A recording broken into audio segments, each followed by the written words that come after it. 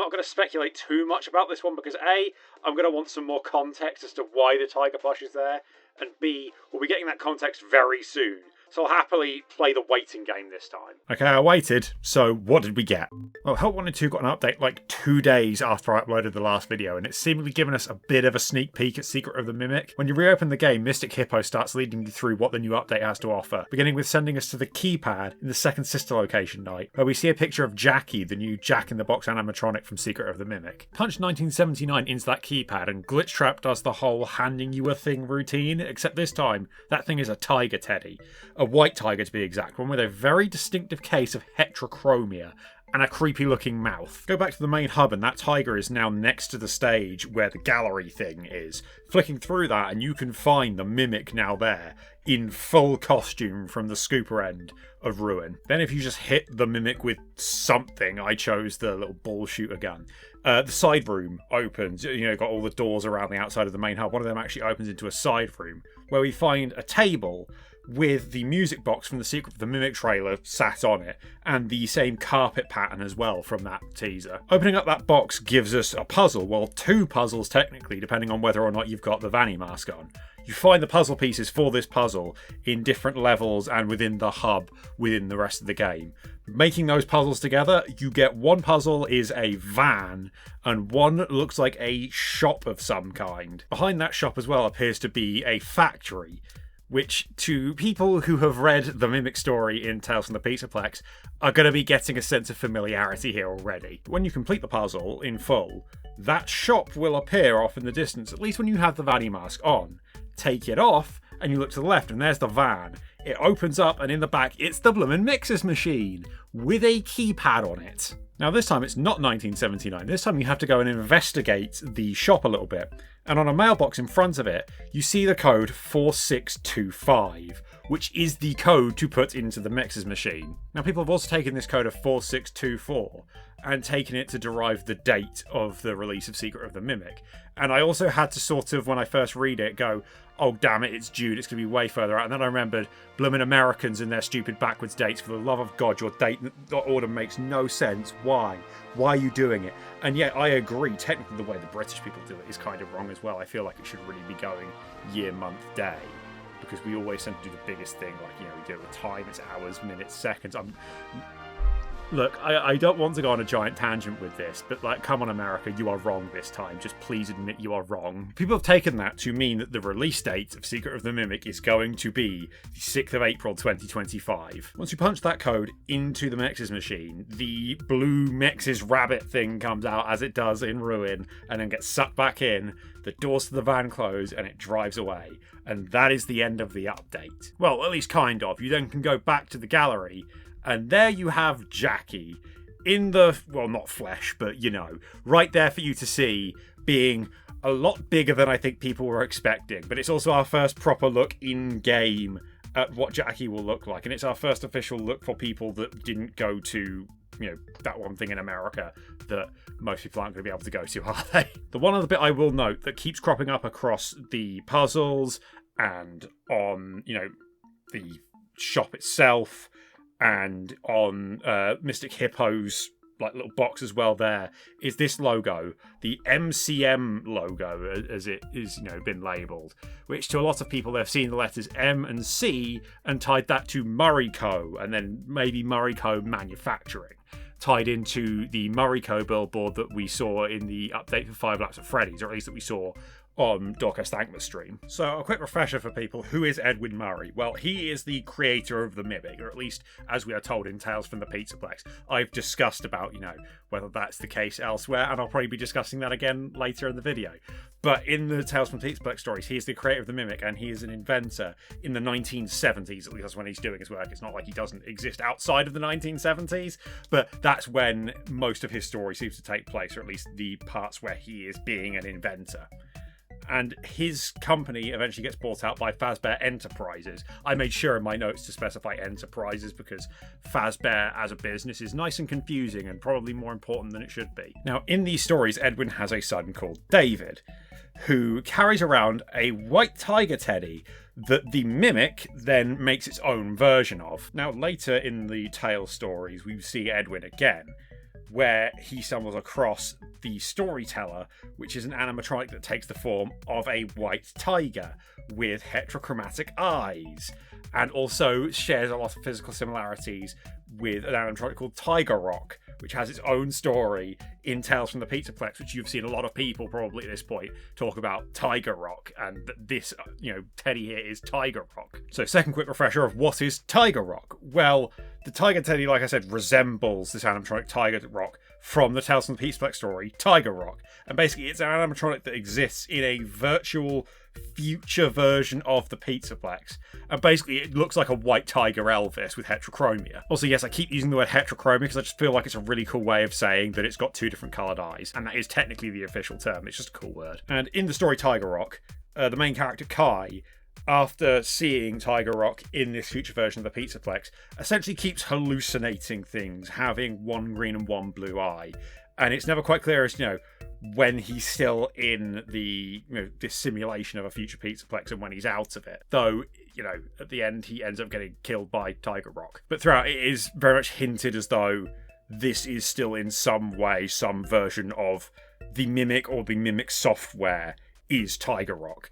And especially given its similarities, physically to how the Storyteller animatronic is described, and of course David's plush, or Teddy, or whatever you want to call it. Americanized words are creeping in too much for me. I don't like it. So that's a bit about what we actually got in these updates in the end, and how they tie into things in the books. But what do updates actually mean? Well, at a minimum, I will take it to say that they are, for certain, adapting ideas directly from the book stories. In all likelihood, the Five Nights at Freddy's billboard shows that Edwin exists in the games, though it might depend on how canon Five Nights at Freddy's actually is. Now, the Tiger Teddy shows, in all likelihood, that David exists in some way in the games, though it wouldn't really have made much sense, I think, to bring Edwin in, but not David, given how, crucial he is to Edwin's story. It'd almost be like having Henry without Charlotte being involved in some way, or William without any kids. I will note, though, that none of the information we've actually been given yet is part of a narrative plot for any of the games. It's more like Easter eggs teasing what's to come in future narratives. Essentially, it's doing its job of being a teaser for future games, rather than being part of the games they're in themselves, especially the Help Wanted 2 stuff. So this is a little side note that I want to bring up while I mentioned this. How canon is Five Nights at Freddy's? Well, essentially, TBD, we don't even have the full game yet, it's just a demo, so it's really hard to tell. But obviously it's not an actual in-universe event, The animatronics don't go karting on the weekends, like I've said before. But it seems like it is giving us some amount of canon information, with the whole Midnight Motorist being William Afton sort of. I won't say confirmation, I don't use that word basically when talking about FNAF, but it's very much hinting that that is the correct answer there. The one bit I will question though is, does the timeline placement really matter though when it's giving us these hints, shall we say? Like, Mariko existed in the early-ish 70s, so is there any sort of implication there that Midnight Motorist is happening in the 70s? I doubt it, but it might just be a case of it saying it's you get what I mean. It's very hard to understand how much of this information we are supposed to be taking at face value in a game like Five Nights at Freddy's. Now, as I'm sure you're all aware, this update and this one little picture in the Five Nights at Freddy's demo have kind of done what anything FNAF does at this point, and sent everyone in two completely opposite directions. I've mentioned this before, but obviously a lot of people have taken these updates as the final proof that TalesGames, as they call it, is the correct answer, that the Tales from the Pizzaplex stories are in continuity with the games. And yes, I'm going to have to keep, doing all the weird, confusing continuity canon wording as everyone else has to do, apparently. People having this viewpoint makes a certain amount of sense to me, The Tiger Teddy has the same blue and green eyes as Tiger Rock, which is a very specific feature to add. It's not like you can accidentally do that. And these things with the heterochromatic eyes, and Mariko specifically, and the Tiger plush in general, are all things that are very directly tied to the stories from Tales from the Pizzaplex. Like, they can't really all be accidental. It would be very weird for them to continuously put these things in and put them all in at the same time that have these direct ties to the books without it being on purpose. And that Tiger Teddy has to represent something. It's either representing David, Tiger Rock, or something completely different but weirdly specifically similar to those other two things. And the way everything is positioned and put at the same time, it links that Tiger Teddy to the game's version of the Mimic, whether you think it's the same as the book's one or not, to Secret of the Mimic, and to Jackie. And it'd be very strange to include such specific details without them being there to represent the book's ideas. Equally, you've got a lot of people saying that this doesn't actually imply TalesGames is definitely correct. You know, FNAF has previous for taking book ideas and characters and remixing them for the games, taking, you know, William Afton from the Silver Eyes trilogy and putting him into the game's timeline. And like I said, we've not actually got any, like, concrete narratives from the games yet.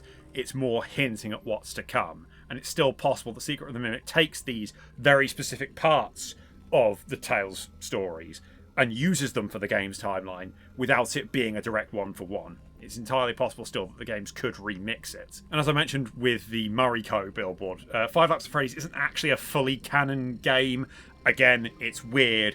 And there have been very clear, like, non-in-continuity references in games before. For example, the plane from the movie is in the Into the Pit game. Whether or not you think that Into the Pit, the game, is in continuity with the rest of the games, I did a whole video explaining why this is weird. I'm not going to go through it again. But it's safe to say, FNAF can reference different continuities within its own canon without it meaning that the different continuities are the same continuity. It's complicated. Now, another little bit that I just wanted to cover, because I only really washed over it last time, was the idea of, does the Tales from the Peach Box books being in continuity imply that the Fazbear Frights books are as well? And this mostly comes down to the story Frailty, which is the first story in the first Tales book. It revolves around a heart-shaped pendant that appears to have remnant powers. Again, none of this is outright stated in the book, but it's heavily implied in some way. It also heavily implies the existence of the animatronic Eleanor from Fazbear Frights, and that she is the one who causes Jessica, the main character in Frailty's condition. And she also basically ends up having the same fate as Sarah from To Be Beautiful in the Fazbear Frights books, which is the story that introduced us to Eleanor and this heart-shaped pendant that might be the same one, but might not be. Again, it's a lot of heavy implication, and it's heavy implication that the Fright stories do happen in the same continuity as the Tale stories, but it's not 100% confirmation. The two stories can stand on their own.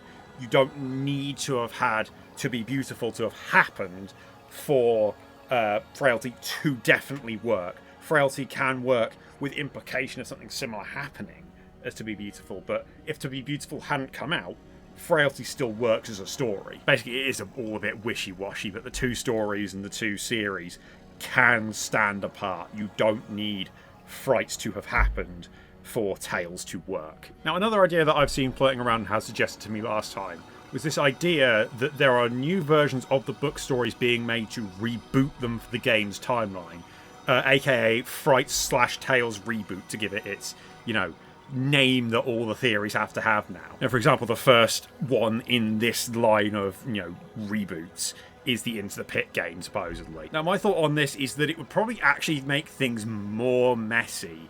It would actually just be giving us more versions of the same story, where there's a lot of similarity still, but even then, it still doesn't really work because it wouldn't fully explain inconsistencies between even the Into the Pit game and the other games. To me, it feels more like they are just adapting the same stories to different media and allowing these differences to happen between them to better tell the story. Like, you know, it wouldn't really have worked making a game of Into the Pit where there's only, you know, 1 day of everything going wrong and 5 days of everything being really happy and nice. Like, that wouldn't make a very interesting game if 80% of it was basically just walking around having fun. But equally, it could just be that they're mixing it up a bit to, you know, add to the mysteriousness because it's FNAF and it can't just be straightforward whatever. So I don't think they're really aiming to, say, fix these stories with reboots. It's more like they're using the ideas that they like and just sort of leaving the rest to one side, potentially, is more how I've thought of it rather than outright reboot. Now, equally, another way of thinking about it that I've seen briefly other people describe before, and it's been described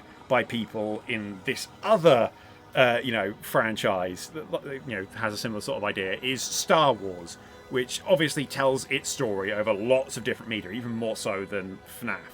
And it's all canon in the same continuity, to use the FNAF terminology, but there are contradictions between things.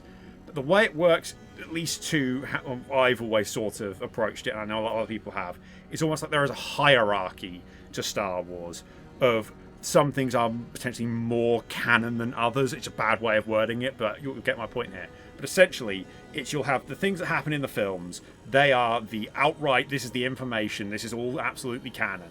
And then you have the stuff in the TV shows just underneath that, where everything that happens in that is canon, unless it contradicts a film, in which case you should probably take the film's information over the TV shows. And then on the TV shows, you've got the games, and then the books, and then the comics, and then all the visual dictionaries.